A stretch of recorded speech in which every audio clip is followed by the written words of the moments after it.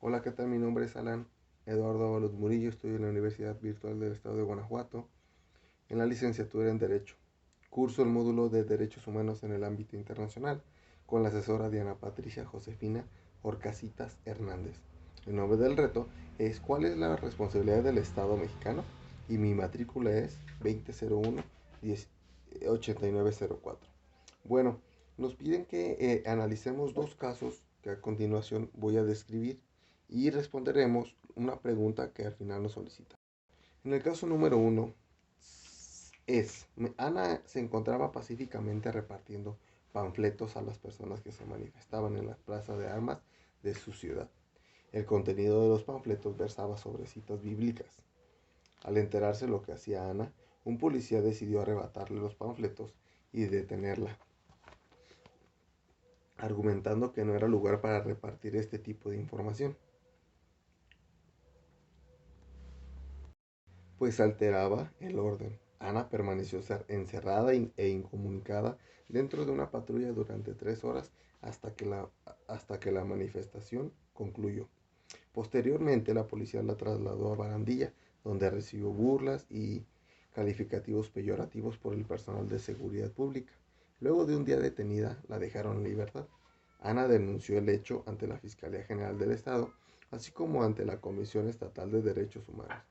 Ambas instituciones omitieron el inicio de cualquier procedimiento, por lo cual Ana acudió a la justicia, primeramente a la Comisión Estatal de Derechos Humanos. Ambas instituciones omitieron el inicio de cualquier procedimiento, por lo cual Ana acudió a la justicia federal, donde resolvieron incompetencia para conocer el asunto. 2 años después, Ana presentó su caso ante la Corte Interamericana de los Derechos Humanos. Entonces la pregunta es, ¿consideras que existe responsabilidad por parte del Estado mexicano? Argumenta y fundamenta tu respuesta. Yo la considero, ya que el Estado mexicano actuó mal, pues de acuerdo con los tratados internacionales en los que México es parte, y relacionándola con la Convención Americana de los Derechos Humanos, se han violado derechos que a continuación se describen. Por ejemplo, el artículo 24 que dice toda persona tiene derecho a la libertad de convicciones éticas, de conciencia y de religión, y a tener o adoptar en caso la de su agrado.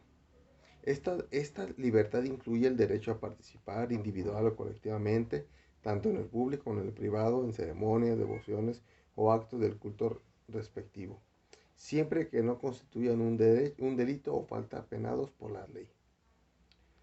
Artículo 1 y 13 de la Convención Americana de los Derechos Humanos sobre la libertad de pensamiento y expresión.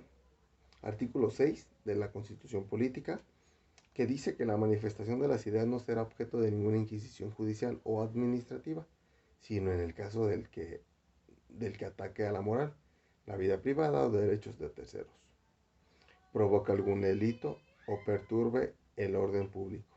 El derecho de réplica será ejercido en los términos dispuestos ante la ley. Artículo 7, Constitución Política de los Estados Unidos Mexicanos, que dice que es inviolable la libertad de difundir opiniones, información e ideas a través de cualquier medio. No se puede restringir el derecho por vías o medios indirectos, tales como el abuso de controles oficiales o particulares, de papel para periódicos, de frecuencias radioeléctricas o de enseres o aparatos usados para la difusión de información o cualesquiera otros medios y tecnología de información. Ninguna ley ni autoridad puede establecer la previa censura ni cortar la libertad de difusión, cosa que lo hicieron. Cabe mencionar que existen instrumentos regionales en materia de derechos humanos, como es la Convención Interamericana para prevenir, sancionar y erradicar la violencia contra la mujer, que es la Convención de Belém do Pará. Podemos mencionar que este artículo violado en este tratado del Estado es el artículo 7, donde se menciona que el Estado debe abstenerse de cualquier acción o práctica de violencia contra la mujer y velar por las autoridades, sus funcionarios, personal y agentes e instituciones se comporten de conformidad con esta obligación, cosa que no lo hicieron. Por otra parte, siendo un poco más positivos en la resolución de esta situación, supongamos que la persona está alterando el orden. La autoridad judicial tiene que aprender a la persona y llevarla directamente al MP o al Ministerio Público, para que ahí, mediante diversos procedimientos, puedan hacer lo correspondiente. Caso número 2. Durante la pandemia del COVID-19, el gobernador de una entidad federativa publicó un decreto por medio del cual se declaraba obligatorio el confinamiento en el domicilio particular de los habitantes, en un horario de 6 a 9, o sea, de 18 horas a 9 del otro día. Asimismo, se preveía una multa de 1.500 pesos a quien infringiera esa disposición. De no contar con los recursos para el pago de la multa, el decreto previo sería de 36 horas de arresto. Andrés, un hombre de 34 años, en situación de calle, caminaba por la avenida principal de la ciudad a las 20 horas, cuando un militar lo vio y lo detuvo y lo presentó ante la Secretaría de Seguridad Pública, donde le fue exigido el pago de multa. Andrés argumentó no tener casa, habitación, familia ni dinero para pagar la multa. Como consecuencia, fue privado de la libertad durante 36 horas y boletinado, con una fotografía incluida, en redes sociales como el primer detenido, un sinvergüenza capaz de negar a su familia con tal de no pagar la multa. Derivado de lo anterior, fue localizado por una asociación civil a través de la cual se planteó su caso en jurisdicción militar y ordinaria hasta ponerse de conocimiento con la Corte Interamericana de los Derechos Humanos. ¿Consideras que existe responsabilidad por parte del Estado mexicano? Argumenta y fundamenta tu respuesta. Sí, ya que,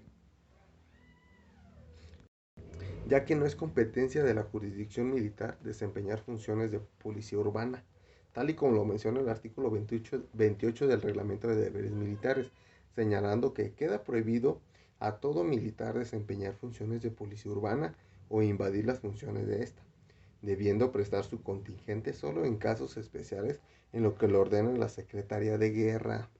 Además, tendría que hacerse una investigación más exhausta para considerar a este tipo de personas que viven en condición de calle y es inhumano tomen decisiones sin llevar a cabo un procedimiento formal que ayude a identificar o tomar medidas cautelares más sanas, de tal manera que han violado artículos de la Constitución Política correspondientes al libre tránsito y a las facultades del Estado al gravar o cobrar una multa. Por ejemplo, el artículo 11 de la Constitución Política de los Estados Unidos, que dice que toda persona tiene derecho a entrar a la República, salir de ella, viajar por su territorio o mudar de residencia, sin necesidad de una carta de seguridad, pasaporte, salvoconducto u otros requisitos semejantes.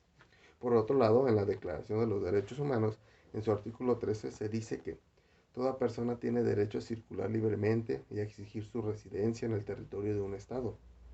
Y finalmente, en el artículo 117 de la Constitución Política de los Estados Unidos, los estados no pueden en ningún caso, fracción 4, gravar el tránsito de las personas, es decir, cobrar un impuesto o una multa. Finalmente, es una buena estrategia que como estado esté implementando para mitigar la propagación del COVID.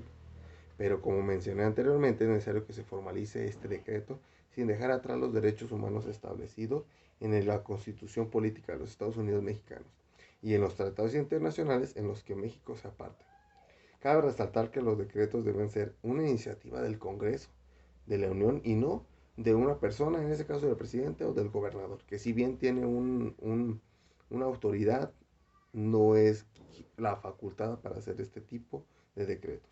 Finalmente, y como conclusión, es importante mencionar que México es parte de tratados internacionales, que tanto los tratados como la constitución política deben tener una supremacía en el momento de realizar cualquier procedimiento legal en la que cualquier persona actúe, de tal manera que las autoridades y las personas deberán de conocer los alcances de cada una de ellas y profundizar con ello una sana convivencia entre las diferentes sociales del planeta, teniendo claro siempre que la dignidad humana sea el mayor valor moral para proteger. Gracias.